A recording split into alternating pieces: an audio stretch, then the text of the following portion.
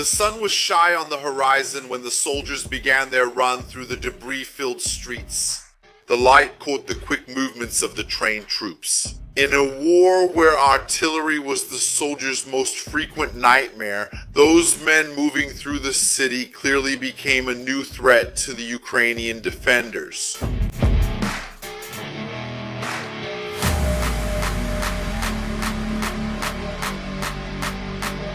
That was a contested area, where explosions were part of daily life. Artillery was a machine lubricated with blood. Day after day, the cities along the Kremlin to Svatov axis were bombarded. The world exploded to prevent the Ukrainian army from passing using the P-66 highway and taking control of the region. However, not every battle could be resolved by unleashing hell upon the enemies. In that modern war, drones were pure despair flying over the soldiers' heads. Helicopters flew over the trenches, gifting the opponents with smoldering pieces from the devil's house. However, purely human material was not dispensable in the midst of that horror. Russian special forces entered the neighborhoods of Novoselivske. The small village had no more than 1,000 people in times of peace. Now, the main inhabitants were men equipped with green helmets of various models.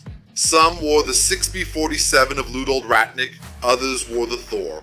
It was already an indication of which troops those were as they raised their rifles while seeking cover for their advance. The sounds of birds were replaced by the melody of the AK-74Ms as the soldiers moved among the destroyed buildings. The sun was beginning to set, creating a landscape that was a disjointed beauty in the midst of the horror of battle. The men moved among the bricks of houses that once protected civilians from the winter cold, and now they were rubble that served as shields against deadly gunfire. It was hard to tell what was a street, given the extent of the destruction that spread throughout the village. Empty cartridges flew through the air, covering the ground, which was already full of debris. The Russian Special Forces operators were called to the region with the intent to eliminate the last Ukrainian defenses in the village. Russia needed to consolidate its positions, knowing that Ukraine's 92nd Mechanized Brigade was trying to hold the defense. The strategy was an operation to encircle the last traces of resistance that the tank bombardment had not resolved. The enemy resisted bravely, with the advantage of defending the location already prepared for ambushes. Not everyone was able to position themselves correctly in defense, eventually falling into the trap set by experienced troops. They were probably too used to the mobilized troops advancing with wine-soaked heads. That day they advanced, facing men hardened by wars in Chechnya, Syria, Georgia, or at least since the beginning of the special operation in Ukraine. The soldiers knew they had cornered the Ukrainian. He had nowhere to retreat, leaving him with a desperate fight to take out as many Russians as he could. An RPG was prepared and launched at the enemy, but it didn't have the expected effect. It probably just shook the man to his bones. One of the Russian Special Forces operators pulled out the GM-94 to fire off a series of shots to end the Ukrainian solitary resistance. The VGM-93-100 round left the barrel and exploded just over 10 meters away, the minimum safe distance for firing this thermobaric round. The ability to penetrate up to 8 millimeters of steel or into the interior of a wall was crucial to eliminate all of the opponent's protection. But this was another shot that wasn't enough to take the life of the man who had 3 operators pressing him. They needed to finish the job quickly because there were other sectors of the village that needed to be cleared.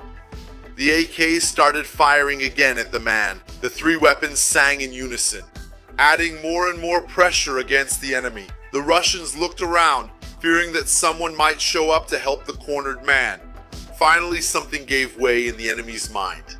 Something that only the pressure of war and the breath of death on one's neck can explain. The man ran through the only available exit at a moment when only one of the AK-74S was pointed in his direction. The 5.45 caliber shots followed voraciously toward the people moving in desperation. There were several. To the astonished eyes of the Russians, he made it through.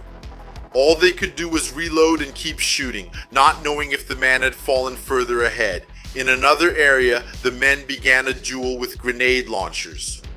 One of the operators raised the RPG-27 to make the air tremble, and what was left of the walls collapse in the Ukrainian defenses. The response was very quick.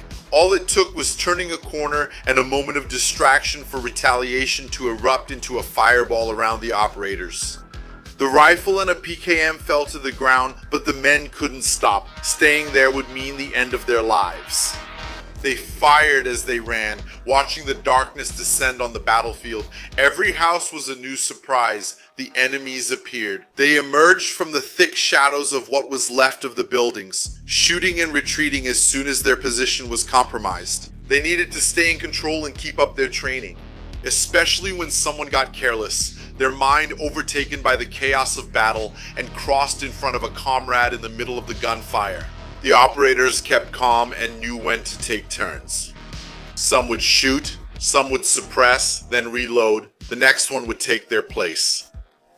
You could never let the adversaries gain fire superiority. They tried to surround the Ukrainians from all sides. They threw grenades and kept up the pressure from different positions. In the middle of the firefight, after hours of combat, the soldier looked at the setting sun. The darkness thickening over them joined hands with the shadow inside their souls. The operator took a deep breath to avoid being overtaken by anguish in the middle of the battle. These were the last rays of sunlight. Now the sparks from the gunfire could be seen at night. The traces of violence were no longer the wreckage, but the sudden bright flashes that appeared in the middle of the night. The battle was coming down to a single position. The fall of darkness created a need to secure victory, as if the fading rays of light were the hourglass of death. They switched positions with increasing speed, sometimes firing in pairs. A sense of pride came over the Russians during the night. Fewer and fewer shots could be heard in the shadows. The village grew increasingly silent. Little could be heard besides distant explosions. Victory had finally come. The relief in the hearts of the Russians was not complete, for they knew that the darkness hid lurking enemies. And the Ukrainians would still do their part, a good counteroffensive.